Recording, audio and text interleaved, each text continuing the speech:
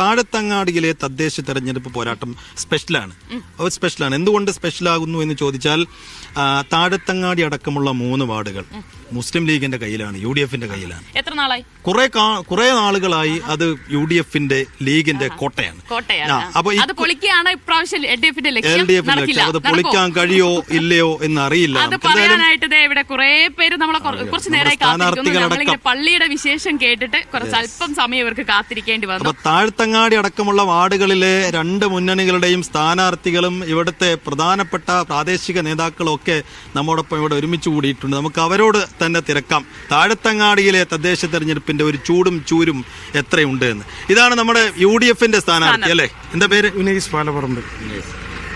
എങ്ങനെയാണ് ഇത്തവണ ലീഗിനൊരു എതിരാളി, ശക്തമായ ഒരു എതിരാളിയാണോ? ഞാൻ UDF സംയുക്ത സ്ഥാനാർത്ഥിയാണ്, സ്വതന്ത്ര സ്ഥാനാർത്ഥിയായിട്ടാണ് മത്സരിക്കുന്നത്. കുട ചിഹ്നത്തിലാണ് മത്സരിക്കുന്നത്. കഴിഞ്ഞ പ്രാവശ്യം LDF ആണ് ഇവിടെ വിജയിച്ചത്. കോട്ടയത്തിന്റെ കഴിഞ്ഞ LDF ആണ് ജയിച്ചത്.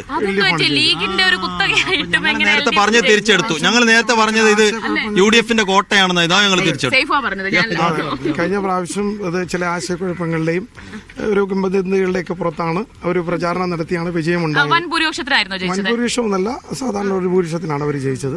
പക്ഷെ ഇത്തവണ നിങ്ങൾക്കറിയാം, ഇത് പഴയ കോട്ടയത്തിന്റെ ആസ്ഥാനമാണ് താഴത്തങ്ങാടി എന്ന് പറഞ്ഞത്.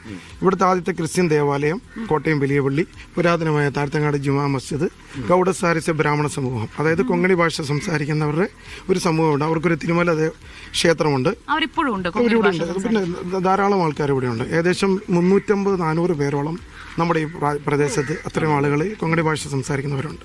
അങ്ങനെ എല്ലാവരും ഇടകലർന്ന് ജീവിക്കുന്ന ഇത്ര 1000-ലേറെ വർഷം പഴക്കമുള്ളൊരു നാടാണ്. പക്ഷേ ഈ നാട് കാണാൻ വരുന്നവർക്കെല്ലാം ഈ നാടിൻ്റെ ഭംഗി പൗരാണികതയുടെ പേരില്ല. പക്ഷേ ഈ നാടിൻ്റെ ചുറ്റുവട്ടത്തേക്കൊന്ന് നിങ്ങൾ പ്രദേശത്തേക്കൊന്ന് കടന്നു ചെന്നാൽ പൊട്ടിപ്പൊളിഞ്ഞ ഓടകളും പൊട്ടിപ്പൊളിഞ്ഞ റോഡുകളും ചെരിഞ്ഞു നിൽക്കുന്ന പോസ്റ്റുകളും, ഈ നാടിൻ്റെ അവസ്ഥ അങ്ങനത്തെ ഒരു അവസ്ഥയാണ്. കഴിഞ്ഞ 5 വർഷം LDF ഭരിച്ചുകൊണ്ടിരിക്കുന്ന കൗൺസിലറാണ് ഇവിടെ ഉള്ളത്.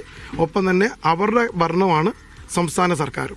എന്നാൽ സംസ്ഥാന സർക്കാരിൽ ഈ പറഞ്ഞ പൗരാണികതയുടെ എന്തെങ്കിലും നേട്ടങ്ങൾ ഇവിടെ കൊണ്ടുവരാൻ കഴിഞ്ഞിട്ടുമില്ല. നിങ്ങൾ ഉൾപ്രദേശങ്ങളിലേക്കൊന്ന് സഞ്ചരിച്ചാൽ ഇത് മനസ്സിലാവും. ഈ പൗരാണികത കൊണ്ടും ചരിത്ര പ്രാധാന്യം കൊണ്ടൊക്കെ വളരെ പ്രധാനപ്പെട്ട ഒരു ചരിത്ര സ്മാരകം കൂടിയാണിത്. ഇത് സംരക്ഷിക്കേണ്ട ഉത്തരവാദിത്വം ബാധ്യത നിശ്ചയമായി സർക്കാരിനുണ്ട്. അപ്പോൾ സർക്കാർ മാറി മാറി വന്ന സർക്കാരുകൾ ഇതിന്റെ സംരക്ഷണത്തിന്റെ കാര്യത്തിൽ എത്ര കണ്ട് ഇടപെടലുകളും നടപടികളും എടുത്തിട്ടുണ്ട്? ഈ നാട്ടിലെ ഒരു സമുദായത്തിലെ ആൾക്കാരും അതാത് ആരാധനാലയങ്ങൾ സംരക്ഷിക്കണമെന്ന് സർക്കാരിനോട് പറയുന്നില്ല. അതെല്ലാം ഈ നാട്ടുകാർ ഭംഗിയായിട്ട് ചെയ്യുന്നുണ്ട്. നമുക്ക് വേണ്ട അടിസ്ഥാന സൗകര്യങ്ങളാണ്. ഈ കോട്ടയത്ത് നിന്ന് ഈ പാതയിലേക്ക് ഈ പറഞ്ഞ പുരാതനമായ ഈ ആരാധനാലയങ്ങളുടെയും ഈ ഇത്രയേറെ അടയാളപ്പെടുത്തലുള്ള ഒരു സ്ഥലത്തേക്ക് വരണമെങ്കിൽ പൊട്ടിപ്പൊളിഞ്ഞ റോഡുകളെ നിങ്ങൾക്കറിയാം. ഇവിടെ നിന്ന് ഇങ്ങോട്ട് ഇടയ്ക്കാട്ടുപള്ളിയിൽ നിന്ന് ഈ താഴത്തങ്ങാടി ജുമാ മസ്ജിദിലേക്ക് വരുമ്പോൾ ഈ റോഡിൻ്റെ തീരത്ത് 6 ചേർന്ന് കണ്ടത് എത്രയോ കാലമായി പൊട്ടിപ്പൊളിഞ്ഞ് കിടക്കുകയാണെന്നറിയോ. ആ റോഡിന് ഏകദേശം ആ റോഡിൻ്റെ വീതി കുറഞ്ഞു വരികയാണ്. ഇവിടെയുള്ള ഒരു കമ്മിറ്റിക്കാരോ ആരാധനാലയങ്ങൾ സംരക്ഷിക്കുന്നവരോ ഇതൊന്നും ആവശ്യപ്പെടുന്നില്ല. സർക്കാർ സഹായിക്കണമെന്ന് ഞങ്ങൾ പറയുന്നില്ല. സർക്കാർ സഹായിക്കേണ്ടത് ഇവിടുത്തെ അടിസ്ഥാന സൗകര്യങ്ങൾ, ഇവിടുത്തെ വഴിവിളക്കുകൾ, ഇവിടുത്തെ റോഡുകൾ ഭംഗിയാക്കി തരിക. ഇത്രയും പൈതൃക പുരാതനമായ ഈ സ്ഥലത്ത് എന്തുകൊണ്ട് നല്ല വഴിവിളക്കുകളില്ല? നമുക്ക് ആവശ്യം ഇതൊക്കെ തന്നെ. ഞാൻ ലീഗ് കോട്ടയായതുകൊണ്ട് വലിയ ടെൻഷൻ ഫ്രീ ഇല്ലാത്ത ഒരു മത്സരമായിരിക്കും എന്നൊക്കെ ചോദിച്ചു. അപ്പോൾ അങ്ങനെയല്ല, നല്ല മത്സരം തന്നെയായിരിക്കും. UDF കേന്ദ്രം തന്നെയാണ് കോട്ടയത്തെ. UDF കേന്ദ്രം തന്നെയാണ്. അല്ല, ലീഗിന് തന്ന സീറ്റിലെ ഏണി ചിഹ്നത്തിൽ മത്സരിച്ചൂടെ?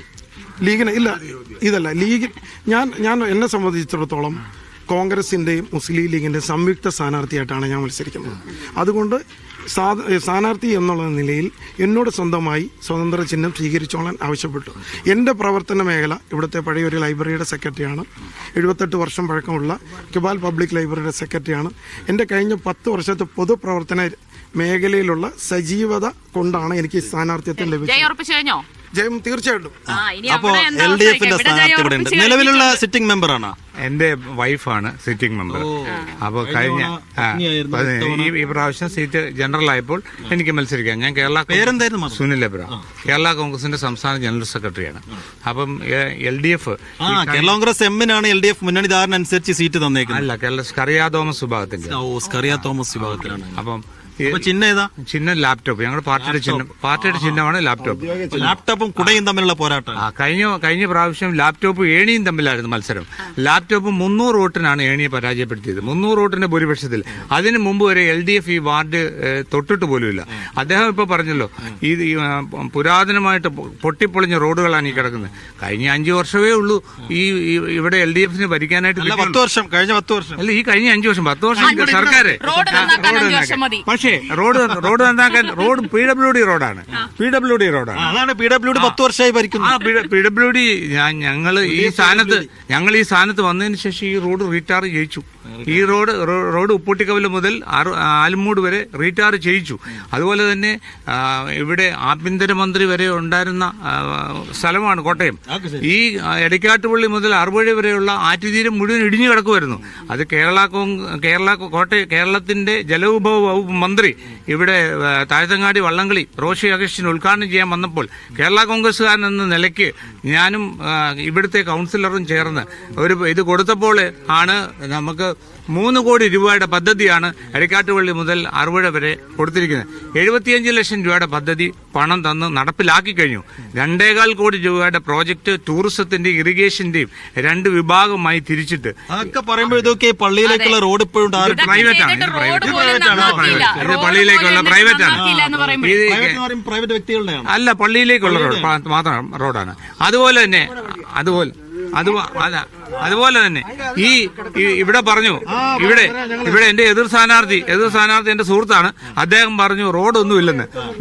ഈ 42-ാം വാർഡിൽ ആകെപ്പാടെ മോശമായിട്ടുള്ളൊരു റോഡെന്ന് പറയുന്നത് കോട്ടയം വെസ്റ്റ് ക്ലബ്ബ് റോഡാണ്. ആ റോഡ് കോട്ടയം മുനിസിപ്പാലിറ്റി കഴിഞ്ഞ 25 വർഷമായിട്ട് ഭരിക്കുന്ന UDF അവിടെ 219 കോടി കാണാതെ പോയി. 5 കോടി അല്ല, പറഞ്ഞു വരട്ടെ. അപ്പം ഈ UDF ഭരിച്ചുകൊണ്ടിരുന്ന സ്ഥലത്തെ ആണ് ഈ LDFന്റെ കൗൺസിലർക്ക് ഒരു പൈസ പോലും തരാൻ അവർ സന്നദ്ധരല്ല. നമ്മുടെ പ്ലാൻ ഫണ്ട് അല്ലാതെ ഒരു പൈസ പോലും കിട്ടിയിട്ടില്ല.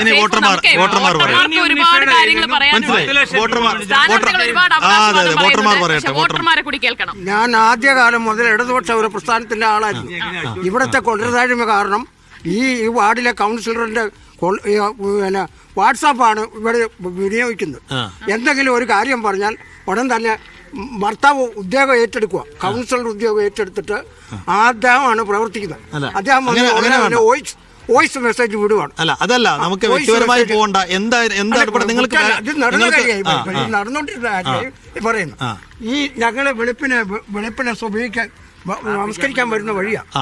അത് കണ്ടോ, തെരുവിളക്കില്ല, അഴുക്ക് കിടക്കുന്നുണ്ട്. തെരുവിളക്കുണ്ട്, പക്ഷേ അത് കത്തും. അതൊക്കെ അവിടെ അഴുക്കിന്റെ പ്രശ്നമുണ്ട്. അത് ശരി, അത് കാണാം. ഈ ചെള്ള ചവിട്ടിക്കൊണ്ട് വേണം. ചെള്ള ചവിട്ടണം. അത് ശരി. എന്താ പറയാനുള്ളത്?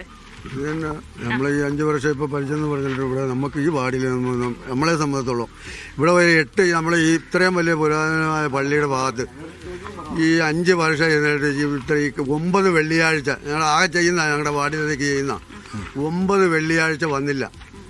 ഇവിടെ ഒന്ന് തൂക്കാൻ പോലും ആള് വന്നില്ല. അതങ്ങനെ പറയുമല്ലോ, അതങ്ങനെ ആരാണെങ്കിലും പറയുമല്ലോ. 9ാമത്തെ വെള്ളിയാഴ്ച ഞങ്ങൾ തടഞ്ഞു നിർത്തി ആ ജംഗ്ഷനിൽ. ഞാൻ തന്നെയല്ല, ദിവ്യ, അതിന് മറുപടി ഉണ്ടോന്ന് കൂടി നോക്കണം. ഇത് ഈ നാട്ടുകാരായ വോട്ടർമാരായ ആളുകൾ പറയുന്നത് കഴിഞ്ഞ 5 വർഷക്കാലം ഇവിടുത്തെ കൗൺസിലർ തീർത്തും പരാജയമായിരുന്നു. എന്താണ് താങ്കളുടെ? ഇവിടുന്ന് അങ്ങോട്ട് ആയിക്കോട്ടെ, പുള്ളി ശബ്ദം വേണ്ട. നമുക്ക് പള്ളിയുടെ മുറ്റത്തായതുകൊണ്ട് ശബ്ദം വേണ്ട.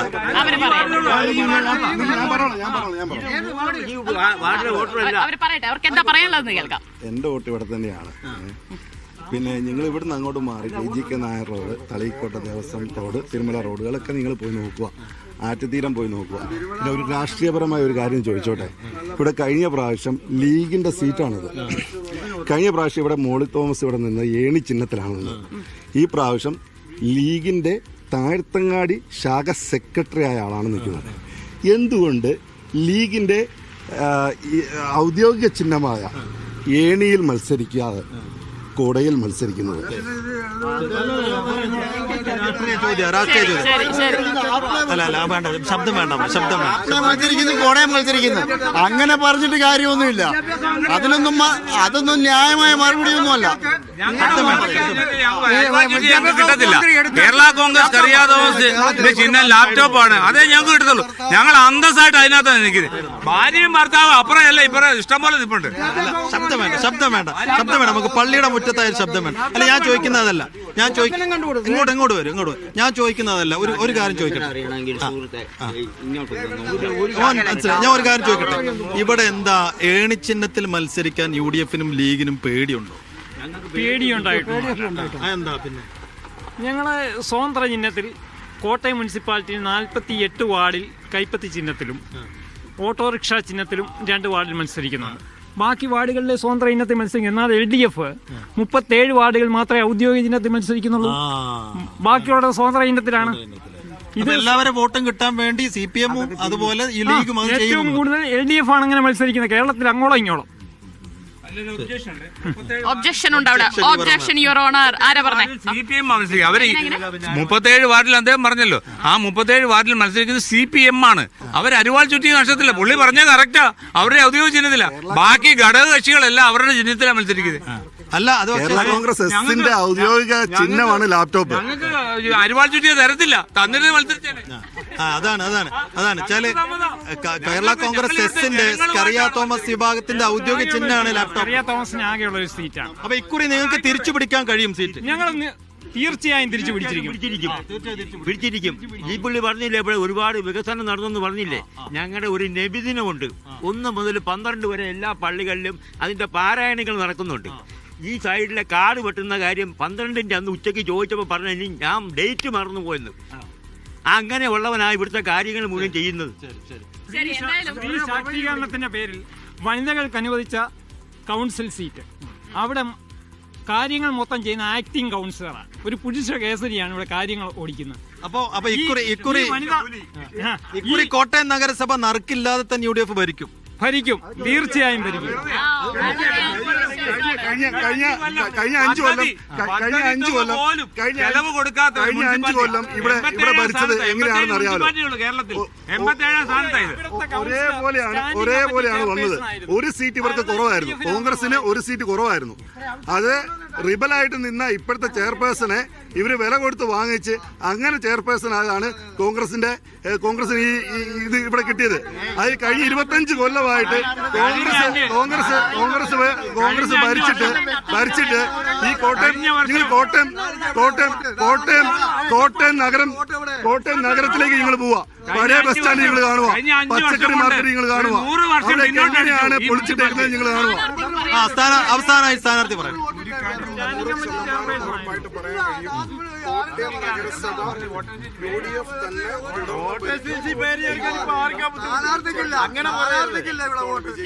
വളരെ ആത്മവിശ്വാസത്തോടുകൂടി പറയാണ്. അതിന് അനുകൂലമായ കുറെ ഘടകങ്ങളുണ്ടെന്ന് പറയുന്നത്. ഈ പറഞ്ഞ പ്രോജക്റ്റുകൾ മാത്രമാണ്, ഈ പറഞ്ഞ കോടികൾ കടലാസ് രേഖകളിൽ മാത്രമാണ്. 5 വർഷം കൊണ്ട് നടപ്പിലാക്കാൻ കഴിയുമായിരുന്നു. എന്തുകൊണ്ട് നടപ്പിലാക്കിയില്ല? ഇതെല്ലാം ഇപ്പൊ ഈ ഓർഡിന് 8 ദിവസം മാത്രം ബാക്കി നിൽക്കുമ്പോൾ വിളിച്ചു പറയുന്ന കടലാസ് രേഖകൾ മാത്രമാണ്. കഴിഞ്ഞ 5 വർഷമായി ഉണ്ടാക്കിയെന്ന് പറയുന്നു. 5 വർഷമായിട്ട് ഈ LDF സർക്കാരാണ് ഇവിടെ ഭരിക്കുന്നത്. ഈ പറഞ്ഞ മന്ത്രിമാരുമായിട്ടുള്ള ബന്ധം ഉപയോഗിച്ച് ഇതൊക്കെ ഇവിടെ ചെയ്യായിരുന്നു. എവിടെയാണ് 75 കോടി 80 കോടി 2 കോടി ഒന്നും ഇവിടെ മുടക്കിയിട്ടില്ല. പറയുന്നത് പോലെ പദ്ധതികളൊന്നും. ഞാനിവിടെ ജനിച്ചു വളർന്ന ഒരു വ്യക്തിയാണ്. നിങ്ങൾ ഇപ്പൊ എന്റെ കൂടെ വരുവാണെന്നുണ്ടെങ്കിൽ ഈ വനിതാ നിന്ന് ജയിച്ച വാർഡാണല്ലോ ഇത്. ആ വനിതയുടെ വീടിന്റെ വാതിക്ക് 1 ഏക്കർ റോഡ് എങ്ങനെയാ കിടക്കുന്നതെന്ന് ഞാൻ ഇപ്പം കാണിച്ചു. മറ്റൊരു സമയത്ത് വരാം.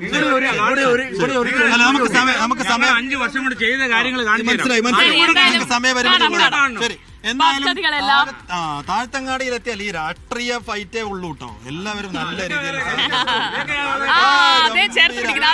എല്ലാവരും ചേർത്ത് പിടിച്ച് സഹോദര തുല്യമായി സ്നേഹിക്കുന്ന മനുഷ്യരാണ്. രാഷ്ട്രീയത്തിൽ മാത്രമേ തർക്കമുള്ളൂ, സ്നേഹബന്ധത്തിലില്ല. വാശിയും മാത്രമേ ഉള്ളൂ. ജീവിതത്തിലേക്ക് വരുമ്പോൾ എല്ലാവരും സഹോദര തുല്യമായി സ്നേഹിച്ച് ഇതുപോലെ മുന്നോട്ട് പോകാൻ കഴിയട്ടെ. വികസന പദ്ധതികളെല്ലാം വഴിയെ നടപ്പിലാക്കാം. എന്തായാലും തിരിച്ചു പിടിക്കുമെന്ന് UDF പറയുന്നു, നിലനിർത്തുമെന്ന് LDF പറയുന്നു. കാത്തിരുന്ന് കാണാം. നമുക്ക് ഇവിടത്തെ പോരാട്ടം നമുക്ക് 13-ാം തീയതി അല്ലേ 13-ാം തീയതി വരെ കാത്തിരിക്കാം. ശരി, അപ്പോ വോട്ട് പാത അടുത്ത ഒരു ലക്ഷ്യസ്ഥാനവും ലക്ഷ്യമാക്കി. Yes, by.